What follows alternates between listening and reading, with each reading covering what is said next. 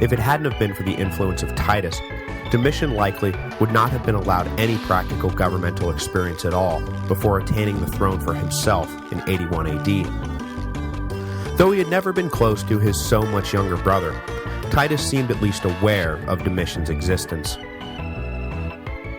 Not to get off on too much of a tangent, but by the time of the imperial period, consulships still existed, but they were no longer the yearly affairs that they had been during the Republican era. In order to satisfy the many grasping elites who all clamored to add consul to their list of public accomplishments, the consulship turned into an office held for months and sometimes even days. The most prestigious slot was to begin the year in office, as the Roman dating system still named the years after the consuls in office on January the 1st. These men were called the consuls ordinarii, and once they had served for a few months, they often resigned in favor of new candidates who were known as suffect consuls. Vespasian assigned Titus to 7 ordinarii consulships during his time in office, while granting Domitian only 1. But aware that his brother needed much more practical experience than this, Titus ensured that when he resigned from his consulships, that Domitian took over as suffect consul, bringing his younger brother's total to a less prestigious, but still respectable, 6 consulships. I think the main difference between Vespasian and Titus's attitude towards Domitian is that the former was an old man who felt that the issue of succession was a done deal, and beyond Titus, he didn't really have to worry about it, while the much younger and sonless Titus still had to consider the possibility that Domitian would don the purple one day. While Domitian got absolutely nowhere with his father when it came to career advancement, he was able to get his way when it came to his private life. He warded off a plot hatched by Vespasian to marry him off to Titus's daughter to ensure the purity of the dynasty, and in 70 AD, he married the woman he loved, Domitia Longia. The match may not have been the one Vespasian wanted, but politically, it was an excellent pairing. Domitia was the youngest daughter of the great general Corbulo, who had spent his life in service to the empire, and had been rewarded by Nero with an order to commit suicide. Connecting the Flavians to this great senatorial family raised the profile of both, and established the Flavians as a family of anti-Neros, and signaling to those who had previously opposed the imperial regimes of the past that they could find a home in this new dynasty. Beyond the political upside, the marriage seemed to be a happy one, and despite a brief hiccup shortly after Domitian became emperor, the two remained devoted to each other for the rest of their lives. Just as he had hoped the arrival of Vespasian in Rome would deliver him from powerless obscurity, Domitian held out similar hopes when his brother ascended to the throne in 79 AD. But just as before, Domitian was disappointed. This time, the snub was more acutely felt, as Titus had specifically promised him a greater role in government once he became emperor. Now, in Titus's defense, it may have been that he was fully planning on following through with his promise and died before he could take any concrete steps. But for the 2 years he reigned, Domitian's status changed very little. It is at this point in the story that the ancient historians really start to get their digs in on the man they so love to hate, casting Domitian as an undisciplined and scheming cad who did everything in his limited power to undermine his handsome and wonderful brother. Suetonius even paints a scene in which Titus, after discovering that Domitian has been plotting against his life yet again, confronts his brother and pleads with him to remain an honorable partner, reminding him that at this point he is Titus's chosen successor, so there was no need for shifty violence. Following the sudden death of Emperor Titus, rumors were dutifully handed around that Domitian had a hand in the tragedy, and, even if he hadn't killed his brother, he certainly proved himself to be unworthy of the Flavian name in his conduct immediately following his brother's fatal illness.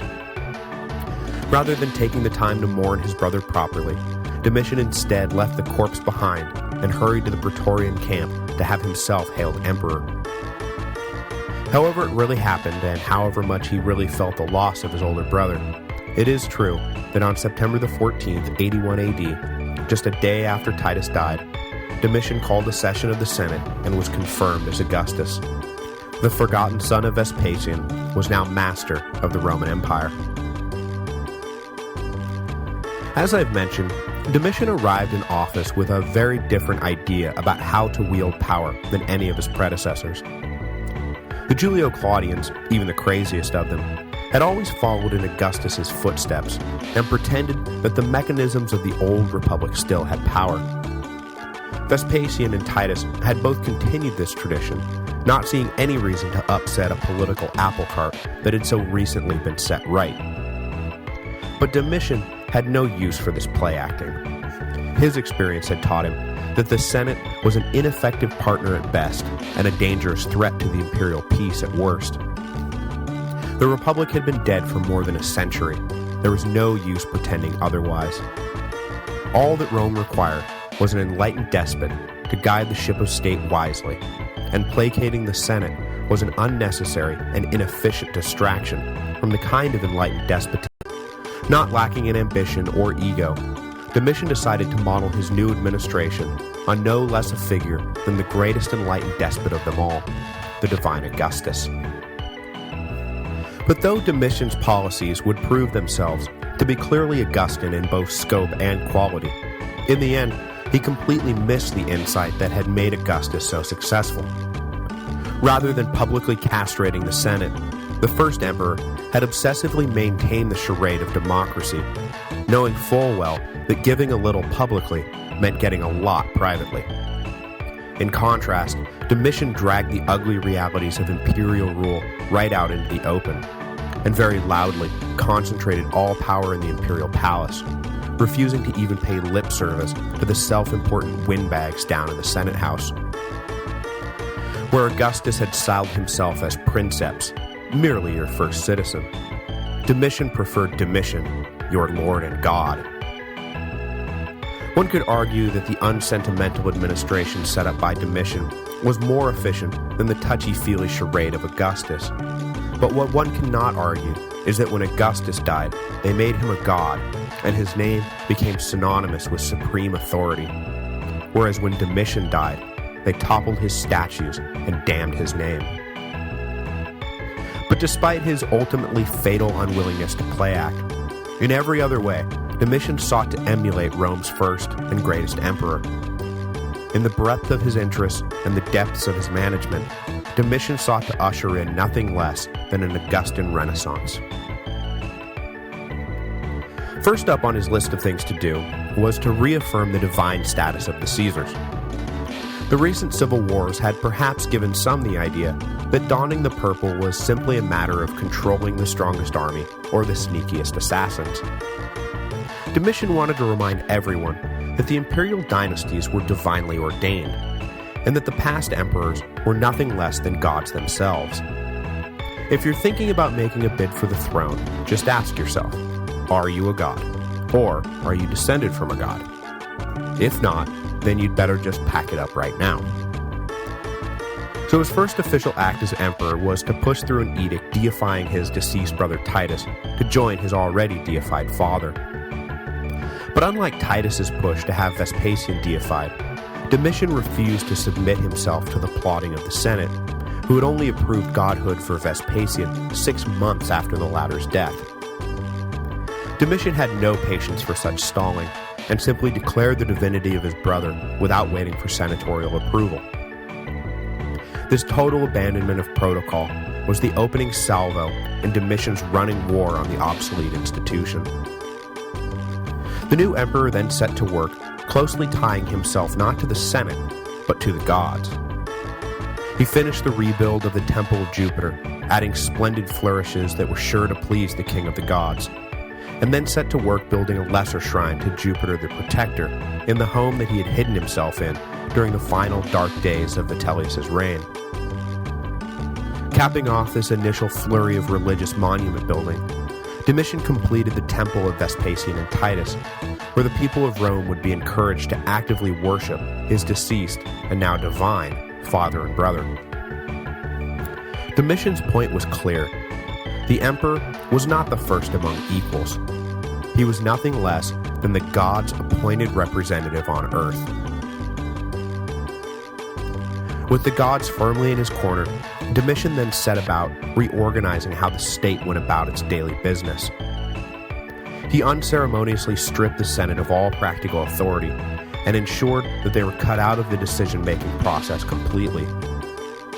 No more debates, no more delays, no more humoring long, irrelevant elites. If the emperor wanted something done, he was just going to order it done, and that was that. The Senate was shocked that the new emperor refused them even the slightest consideration, and they quickly grew to despise him. This was fine with Domitian, as he really didn't care what they thought.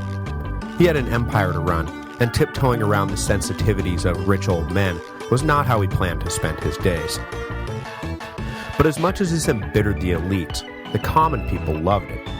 Because, though Domitian was every bit the dictatorial autocrat, he seemed focused on weeding out corruption and streamlining the tax code and making things fairer, not wallowing in his own hedonism. The corrupt upper classes had been growing fat for years, while the emperors had turned a blind eye. Now, it seemed the bill was finally coming due. But this is not to say that Domitian was some fire-breathing populist like Julius Caesar had been. He was not on a crusade for social justice. He just saw the nobility as far more of a hindrance than a help when it came to administrative work, and so he cut them loose. What Domitian was looking for was hardworking, loyal, conscientious, and honest administrators to help him govern, and the senatorial class did not seem particularly well stocked with any of these types. Sweeping aside the old order, Domitian instead elevated men of the lower-ranking equestrian class to positions they never would have been considered for in another administration. This not only filled the government with men of merit, it also filled the government with men intensely loyal to Domitian, to whom they owed their jobs, their lives, and their careers. The new emperor's zeal for eschewing the hereditary politics of the past even extended to his own family. Breaking with every imperial tradition in the book, Domitian abandoned nepotism, refusing to fill key positions with family members just because they were family members. If they could do the job, then they could have the job, but being a relative of the emperor was no longer a free pass. Despite his lack of experience and the low regard his own father seems to have held him in, Domitian was in fact turning out to be a bold and innovative emperor. Eventually, of course, his flagrant disregard for elite opinion would come back to haunt him, but for the time being, Emperor Domitian was successfully reinventing the office he held. Through his reforms, including his decision to declare himself censor in perpetuity to members who opposed him, the seat of power in the empire was now no longer Rome itself. Domitian famously moved around more than any other emperor since Augustus, and wherever he went, he brought the imperial court with him. This subtle shift was a big deal in the politics of the empire. When Tiberius had absented himself to Capri, the politics of the time required him to rely on a man in Rome to run the government. It was understood that while the emperor may have left, Rome was still where the action was.